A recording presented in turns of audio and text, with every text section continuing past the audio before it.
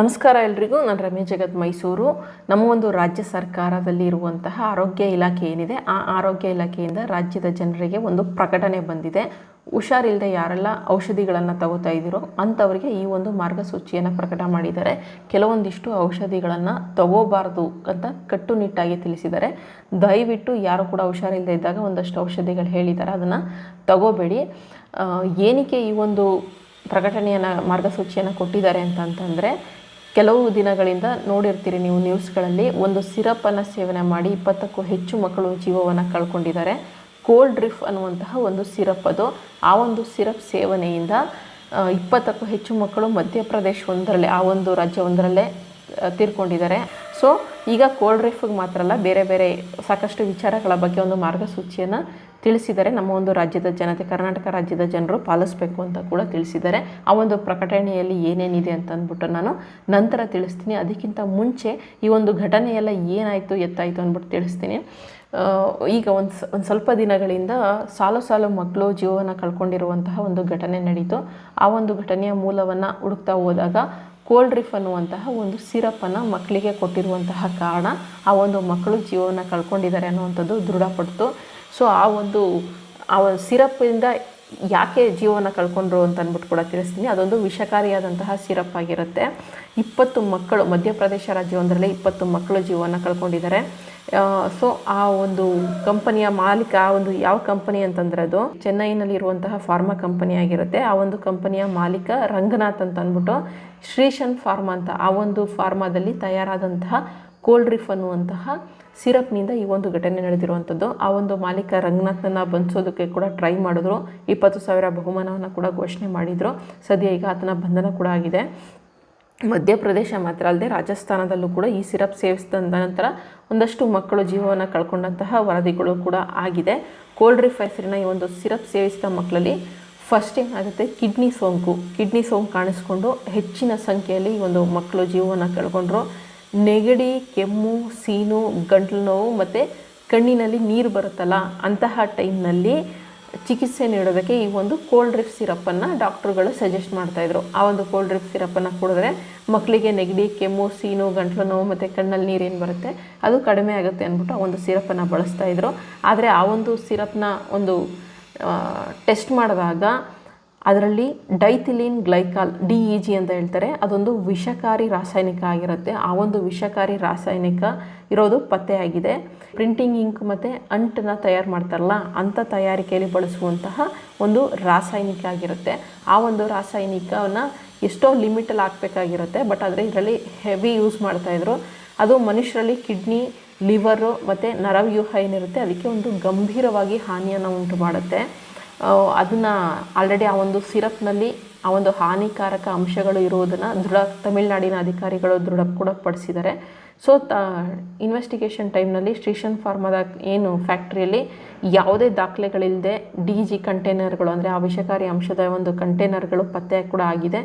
ನಿಯಮಗಳ ಪ್ರಕಾರ 0.1% ಮಾತ್ರ ಆ ಒಂದು DEGನ ಬಳಸೋದಕ್ಕೆ ಅನುಮತಿ ಇದೆ. ಆದರೆ ಈ ಒಂದು ಕಂಪನಿ 46 to 48, 46ರಿಂದ 48% ಈ ಒಂದು ವಿಷಕಾರಿ ರಾಸಾಯನಿಕವನ್ನು ಆ ಒಂದು ಕೋಲ್ಡ್ ರಿಫ್ ಕೆಮ್ಮಿನ ಸಿರಪ್ನಲ್ಲಿ ಬಳಸ್ತಾ ಇತ್ತು ಅನ್ನೋದು ಕೂಡ ಪತ್ತೆಯಾಗಿದೆ. ಆ ಕಾರಣಕ್ಕೋಸ್ಕರನೇ ಅಷ್ಟೊಂದು ಅಮಾಯಕ ಮಕ್ಕಳು ಜೀವವನ್ನು ಕಳ್ಕೊಂಡಿದ್ದಾರೆ.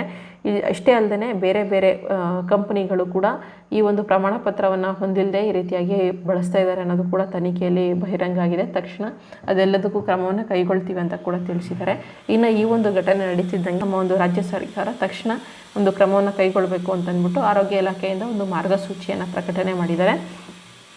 ಕಾಫ್ ಸಿರಪ್ ಬಳಕೆ ಬಗ್ಗೆ, ಅಂದರೆ ಕೆಮ್ಮಿಗೆ ಯಾರೆಲ್ಲ ಔಷಧಿಯನ್ನು ತಗೋತಿದ್ದೀರಾ, ಬರೀ ಕೋಲ್ಡ್ ರಿಫ್ ಮಾತ್ರ ಅಲ್ಲ, ಕಾಫ್ ಸಿರಪ್, ಕೆಮ್ಮಲಿಗೆ ಯಾವುದೇ ರೀತಿಯಾದಂತಹ ಸಿರಪ್ಪನ್ನು, ಯಾಕಂದರೆ ಕೆಮ್ಮಲು ಗಂಟಲು ನೋವಿಗೆಲ್ಲ ಬಳಸುವಂತಹ ಸಿರಪ್ಗಳಲ್ಲಿ ಈ ರೀತಿಯಾದಂಥ DEG ಅಂಶಗಳನ್ನ ಸೇರಿಸ್ತಾರೆ. ಹೇಳೋದ್ನಲ್ಲ 0.1% ಸೇರಿಸ್ಬೇಕು, ಕೆಲವೊಬ್ಬರೆಲ್ಲ ಜಾಸ್ತಿ ಸೇರಿಸ್ಬಿಡ್ತಾ ಇದ್ದಾರೆ. ಆ ಕಾರಣಕ್ಕೋಸ್ಕರ ಈ ಒಂದು ಮಾರ್ಗಸೂಚಿಯನ್ನು ಪ್ರಕಟಣೆ ಮಾಡಿದ್ದಾರೆ.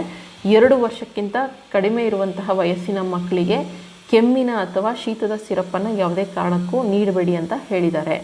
2 ರಿಂದ 5 ವರ್ಷಗಳ ವಯಸ್ಸಿನ ಮಕ್ಕಳಿಗೆ ಸರಿಯಾದ ವೈದ್ಯಕೀಯ ಪರೀಕ್ಷೆಯ ನಂತರ ಮಾತ್ರ, ತಜ್ಞ ವೈದ್ಯರ ನಿರ್ದಿಷ್ಟ ಸಲಹೆ ಮೇರೆಗೆ ಮಾತ್ರ ಈ ಒಂದು ಔಷಧಿಗಳನ್ನು ನೀಡಬೇಕು. ಈ ಒಂದು ಔಷಧಿ ಅಂದರೆ ಕೋಲ್ಡ್ ರಿಫ್ ಅಲ್ಲ, ಬೇರೆ ಯಾವುದೇ ಔಷಧಿ ಆಗಿರ್ಬೋದು, ಡಾಕ್ಟರ್ ಸಲಹೆ ಮೇರೆಗೆ ಮಾತ್ರ 2ರಿಂದ 5 ವರ್ಷದ ಮಕ್ಕಳಿಗೆ ಕೊಡಿ ಅಂತ ಹೇಳಿದ್ದಾರೆ. 2 ವರ್ಷದಿಂದ ಕಡಿಮೆ ವಯಸ್ಸಿನ ಮಕ್ಕಳಿಗೆ ಕೆಮ್ಮಿನ ಅಥವಾ ಶೀತದ ಸಿರಪ್ಪನ್ನು ನೀಡಲೇಬೇಡಿ ಅಂತ ಕೂಡ ತಿಳಿಸಿದ್ದಾರೆ. ಇನ್ನು 5 ವರ್ಷ ದಾಟದಂತಹ ಮಕ್ಕಳಿಗೆ ಡಾಕ್ಟರ್ ಸಲಹೆಯಂತೆ ಸಿರಪ್ಪನ್ನು ಬಳಸಬೇಕು ಅಂತ ಕೂಡ ತಿಳಿಸಿದ್ದಾರೆ. ಇನ್ನು ಸಾಧ್ಯವಾದಷ್ಟು ಕಡಿಮೆ ಅವಧಿಗೆ ಕನಿಷ್ಠ ಡೋಸ್ಗಳನ್ನು ಬಳಸಬೇಕು. ಅಂದರೆ ಕಡಿಮೆ ಟೈಮ್ ಕಂಟಿನ್ಯೂಸ್ ಬಳಸುವಂಥದ್ದಾಗಿರ್ಬೋದು ಅಥವಾ ಹೆಚ್ಚಿನ ಡೋಸ್ ಬೇಗ ಹುಷಾರಾಗಲಿ ಅಂತ ಹೆಚ್ಚಿನ ಡೋಸ್ ಇರುವಂಥದ್ದನ್ನು ಬಳಸೋದಾಗಿರ್ಬೋದು ಮಾಡಬೇಡಿ ಅಂತ ಕೂಡ ತಿಳಿಸಿದ್ದಾರೆ. ಕಡಿಮೆ ಟೈಮ್ಗೆ ಕಡಿಮೆ ಡೋಸ್ಗಳನ್ನು ಬಳಸಬೇಕು ಅಂತ ತಿಳಿಸಿದ್ದಾರೆ. ನೆಕ್ಸ್ಟು ಬಹು ಔಷಧಗಳ ಸಂಯೋಜನೆ ಇರುವಂತಹ ಸಿರಪ್ಗಳನ್ನು ಬಳಸಬಾರ್ದು.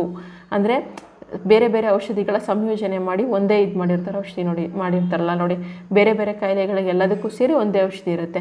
ಅಂತಹ ಔಷಧಿ ಸಿರಪ್ಗಳನ್ನು ದಯವಿಟ್ಟು ಬಳಸಬೇಡಿ ಅಂತ ಕೂಡ ಹೇಳಿದ್ದಾರೆ. ನೆಕ್ಸ್ಟು ಮಕ್ಕಳಿಗೆ ಸ್ವಯಂ ಔಷಧೋಪಚಾರ ಮಾಡಬಾರ್ದು.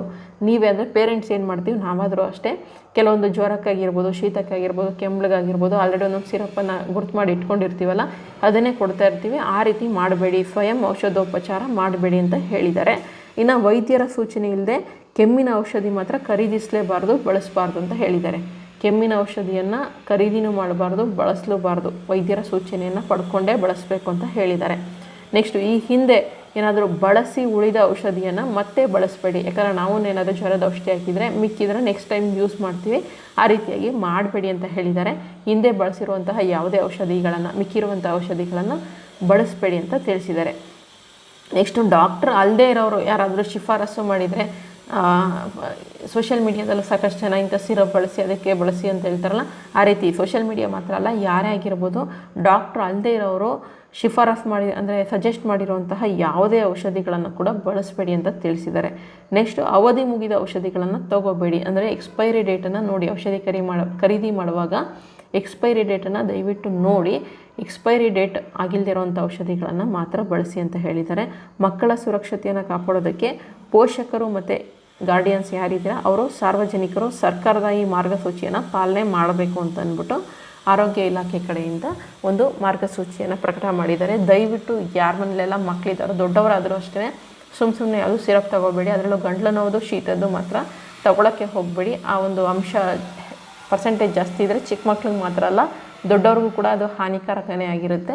ಅದಕ್ಕೆ ದಯವಿಟ್ಟು ಡಾಕ್ಟರ್ಗಳಿಗೆ ಇದೆಲ್ಲ ಜನರಲ್ಲಾಗಿ ನಮ್ಮ ಜನರಿಗೆ ಬಂದಿರುವಂಥ ಮಾರ್ಗಸೂಚಿ. ಆದರೆ ಡಾಕ್ಟರ್ಗಳಿಗೆ ಬೇರೆಯೇ ಮಾರ್ಗಸೂಚಿ ಬಂದಿರುತ್ತೆ, ಯಾವೆಲ್ಲ ಔಷಧಿಯನ್ನು ಸಜೆಸ್ಟ್ ಮಾಡಬಾರ್ದು ಅನ್ನೋದೆಲ್ಲ ಆರೋಗ್ಯ ಇಲಾಖೆಯಿಂದ ಅವ್ರಿಗೆ ಹೋಗಿರುತ್ತೆ. ಅದೆಲ್ಲ ನಮಗಿಲ್ಲಿ ತೋರಿಸಲ್ಲ ಅಷ್ಟೇ. ಸೊ ಅವರು ಮುಂಚೆ ಕೊಡ್ತಿದ್ದಂತಹ ಸಾಕಷ್ಟು ಸಿರಪ್ಗಳನ್ನು ಈಗ ಕೊಡಲ್ಲ, ನಿಲ್ಲಿಸಿರ್ತಾರೆ. ಗೊತ್ತಾಗಿರುತ್ತೆ ಅವ್ರಿಗೆ, ಆರೋಗ್ಯ ಇಲಾಖೆಯಿಂದ ಮಾರ್ಗಸೂಚಿ ಕೂಡ ಬಂದಿರುತ್ತೆ. ಸೊ ಅಂತಹ ಔಷಧಿಗಳನ್ನು ಅವರು ಕೊಡೋದಕ್ಕೆ ಹೋಗಲ್ಲ. ಅದಕ್ಕೆ ಇನ್ನು ಮುಂದೆ ಯಾರಿಗಾದರೂ ಕೆಮ್ಮು ಬಂದರೆ ಅಥವಾ ಶೀತ ಆಗಿದ್ದರೆ ಅಥವಾ ಬೇರೆ ಏನೋ ಗಂಟಲು ನೋವು ಪ್ರಾಬ್ಲಮ್ ಇದ್ದರೆ ದಯವಿಟ್ಟು ಈ ಹಿಂದೆ ತಗೋತಿದ್ದಂತಹ ಔಷಧಿಗಳನ್ನು ಯಾವುದನ್ನು ತಗೋಬೇಡಿ. ಒಂದು ಸತಿ ಡಾಕ್ಟರ್ನ ಕನ್ಸಲ್ಟ್ ಮಾಡಿ ಅವರು ಕೊಡುವಂತಹ ಔಷಧಿಯನ್ನು ಮಾತ್ರ, ಅವರು ಸಜೆಸ್ಟ್ ಮಾಡುವ ಚಿಕ್ಕ ಮಕ್ಕಳಾಗಿರ್ಬೋದು ದೊಡ್ಡವರಾಗಿರ್ಬೋದು ಯಾರೇ ಆಗಿದ್ರೂ ಡಾಕ್ಟರ್ ಸಜೆಸ್ಟ್ ಮಾಡುವಂತಹ ಔಷಧಿಗಳನ್ನು ಮಾತ್ರ ಇನ್ನು ಮುಂದೆ ತಗೊಳ್ಳಿ. ಹಿಂದೆ ಆಗೋಗಿದೆ, ಏನೂ ಮಾಡೋಕ್ಕಾಗಲ್ಲ. ಸೊ ಇನ್ನು ಮುಂದೆ ಡಾಕ್ಟರ್ ಸಜೆಸ್ಟ್ ಮಾಡೋ ಔಷಧಿಗಳನ್ನು ಮಾತ್ರ ತಗೊಳ್ಳಿ ಅಂತ ಹೇಳ್ತೀನಿ. ಸೊ ಒಂದು ಅಮಾಯಕ ಮಕ್ಕಳು ನಿಜಕ್ಕೂ ಹುಷಾರು ತಪ್ಪಿ ಹುಷಾರಾಗಲಿ ಅಂತ ಅಂದ್ಬಿಟ್ಟು ತಗೊಳ್ಳೋಂಥ ಸಿರಪ್ಪಿಂದನೇ ಜೀವ ಹೋಗುತ್ತೆ ಅಂತಂದರೆ ನಿಜಕ್ಕೂ ಏನು ಹೇಳಬೇಕು ಅಂತಲೇ ಗೊತ್ತಾಗೋದಿಲ್ಲ. ಆತನಿಗೆ ಕಠಿಣವಾಗಿ ಶಿಕ್ಷೆ ಆಗಬೇಕು. ಆಗ ಮಾತ್ರನೇ ಈ ಒಂದು ಫಾರ್ಮಾ ಕಂಪನಿಗಳು ಬುದ್ಧಿ ಕಲಿಯೋದು. ಯಾಕಂದರೆ ಬೇಗ ಆಗಲಿ ಅಂತ ಅಂದ್ಬಿಟ್ಟು ಹೆವಿ ಡೋಸೇಜು ಅಥವಾ ಬೇರೆ ಬೇರೆ ಡ್ರಗ್ಸ್ಗಳನ್ನು ಹಾಕಿ ಔಷಧಿಗಳನ್ನ ತಯಾರು ಮಾಡಿಬಿಡ್ತಾರೆ. ಸೊ ಅದರಿಂದ ನಮಗೆ ಕಂಟ್ರೋಲ್ ಆಗುತ್ತೆ ಅಂದ್ಬಿಟ್ಟು ಪದೇ ಪದೇ ಅದೇ ಔಷಧಿಗಳನ್ನ ತೊಗೊಳಕ್ಕೆ ಹೋಗ್ತೀವಿ. ಆದರೆ ನಮಗೆ ಗೊತ್ತಿಲ್ಲದೆ ಇರೋ ರೀತಿಯಲ್ಲಿ ನಮಗೆ ಗಂಭೀರ ಕಾಯಿಲೆಗಳನ್ನು ಜೀವ ಉಳಿಸುವಂತಹ ಔಷಧಿಗಳೇ ತಂದು ಕೊಡುತ್ತೆ ಅಂತ ಅಂದರೆ ನಿಜಕ್ಕೂ ನಂಬೋಕ್ಕಾಗಲ್ಲ. ಸೊ ಈತನಿಗೆ ಕಠಿಣವಾಗಿ ಒಂದು ಶಿಕ್ಷೆ ಆದಾಗ ಮಾತ್ರನೇ ಎಲ್ರಿಗೂ ಕೂಡ ಬುದ್ಧಿ ಬರೋದು ಅಂತ ಹೇಳ್ತೀನಿ.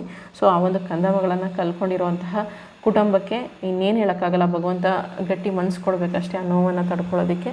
ಇದಿಷ್ಟು ಇವತ್ತಿನ ವಿಡಿಯೋ. ದಯವಿಟ್ಟು ಔಷಧಿಗಳನ್ನು ತೊಗೊಳಕ್ಕೆ ಮುಂಚೆ ಡಾಕ್ಟರ್ಗಳನ್ನು ಕನ್ಸಲ್ಟ್ ಮಾಡಿ. ಮುಂದಿನ ವಿಡಿಯೋ ಜೊತೆ ಮಾಹಿತಿ ಉಪಯುಕ್ತ ಆಗಿತ್ತು ಅಂತ ಅನಿಸಿದ್ರೆ ಒಂದು ಸಬ್ಸ್ಕ್ರೈಬ್ ಮಾಡ್ಕೊಳ್ಳಿ. ಮುಂದಿನ ವಿಡಿಯೋ ಜೊತೆ ಮತ್ತೆ ಸಿಗ್ತೀನಿ. ಧನ್ಯವಾದಗಳು. Thank you so much.